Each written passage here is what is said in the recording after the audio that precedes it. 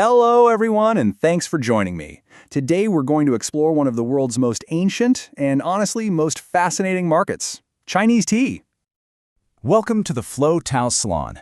In this explainer, we're going to be diving deep into a 2025 market analysis of the Chinese tea industry that was done by the Shanghai Jiaxi marketing consulting firm. We're going to look at its incredible scale, we'll try to unravel a central paradox at its heart, and we'll see what the future might hold. So, let's get into it. All right, first things first, let's just try to wrap our heads around the size of this thing. Because when we talk about the Chinese tea market, the numbers are, well, they're kind of mind-blowing.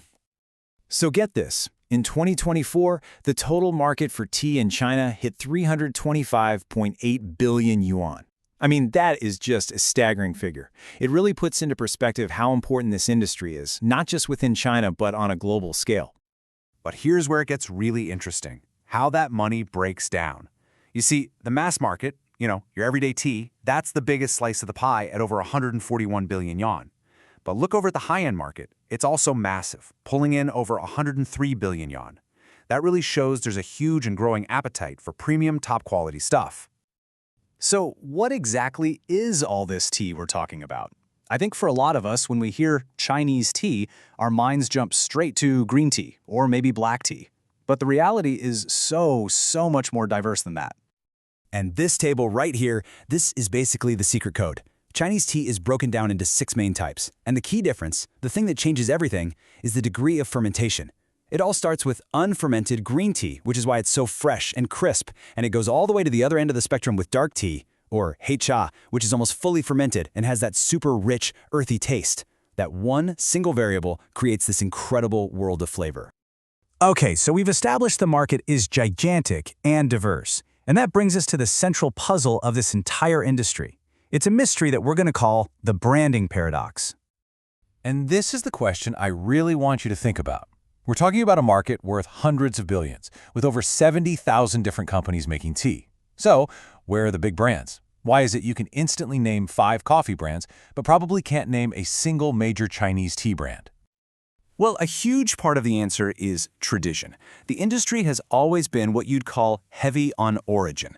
That means the value is all tied up in where the tea comes from, like Westlake for Longjing tea. It's a lot like the idea of terroir in the wine world. The region is the brand. And because of that, the industry has always been light on brand, with very few companies building a name for themselves that means quality, no matter where the tea leaves were grown.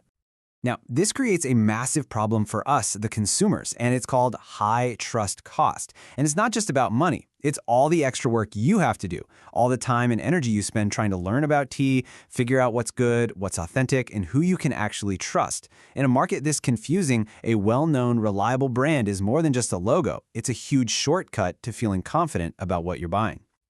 And if you need one single number to hammer this point home, this is it. 5.6%. In 2024, that was the combined market share of the top 5 companies in the entire high-end tea market. Just 5.6%.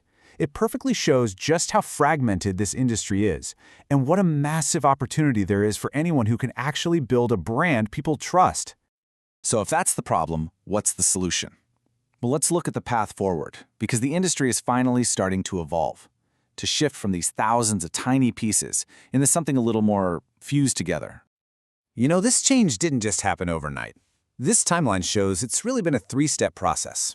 Back in the 90s, it was all about scale, just producing more and more tea. Then, in the 2000s, the focus shifted to quality, and you started to hear the first whispers about branding and e-commerce. And that brings us to today, this era of high-quality fusion, where things like digital marketing and live streaming are totally changing the game. And this new era is just brimming with opportunities.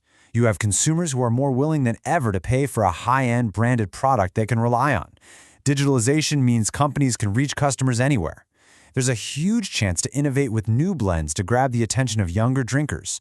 And on top of all that, the world is getting more and more interested in premium Chinese tea.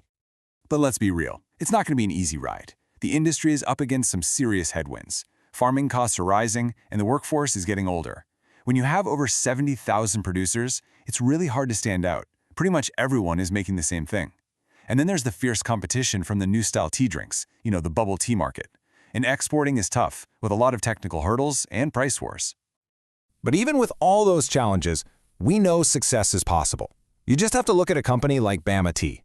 They are a leader in that high-end space, and they've done it by methodically building a powerful brand. They've managed to capture 1.7% of the high-end market, which, as we've seen, is a huge deal in this landscape. They're really a perfect case study for how to solve this paradox. Okay, so we've looked at the scale, the paradox, and the path forward. So what does this all really mean? I've boiled it down to 3 key takeaways that I think are the most important things to remember from all this. First, the paradox of scale. The Chinese tea market is absolutely enormous, but it's also one of the most scattered and fragmented consumer industries anywhere in the world. Second, branding is the solution. To get rid of that high trust cost for consumers and actually capture real value, building strong, reliable brands is the #1 mission. And finally, number 3, the future is digital but difficult. The way forward is through technology and innovation, but any success is going to depend on tackling those deep systemic challenges from the farm all the way to the global marketplace. And so, I'll leave you with this final, really fascinating question to think about. When we imagine the next global beverage giant, the next Starbucks or Coca-Cola, will it come from a coffee bean, or could it emerge from a tea field in China? The potential is absolutely there. Thanks for joining me today.